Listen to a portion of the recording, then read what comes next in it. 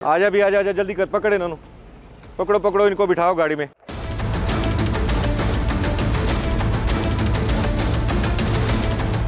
ये जो वीएन है ये सीपीओ मुल्तान जनाब सादक अली डोगर साहब का है।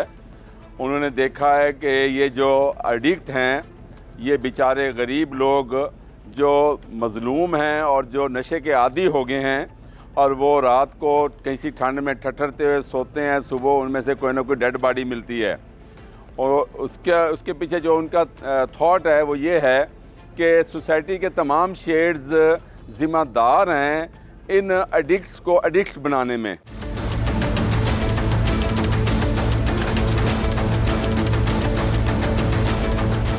कहीं पुलिस का रोल है, कहीं सोसाइटी का रोल है, कहीं वालिदैन की तरबियत का रोल है।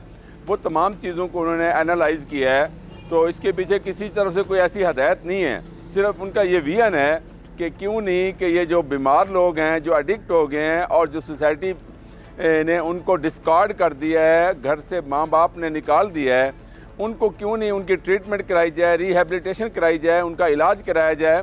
और उनके इलाज में हॉस्पिटल्स में उन्होंने तकरीबन तमाम हॉस्पिटल्स में बेड एलोकेट कराए हैं। उन बेड पे जो मुल्तान में जहाँ पे भी एडिक्ट्स हैं, जो बीमार भी हैं, उनका इलाज कराया जाए। यहाँ हमारे पास वाक्स के अंदर रिहेबिलिटेशन सेंटर है, उनकी भी मदद ली गई है।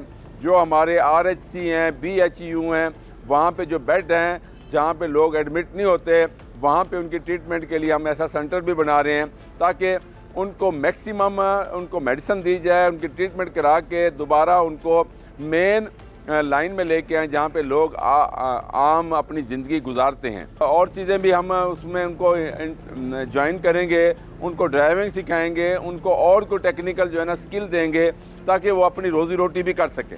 सिर्फ मंशियात से छुटकारे के लिए, आपके लिए, आपकी आसानी के लिए गवर्नमेंट ने ये प्रोग्राम शुरू किया है।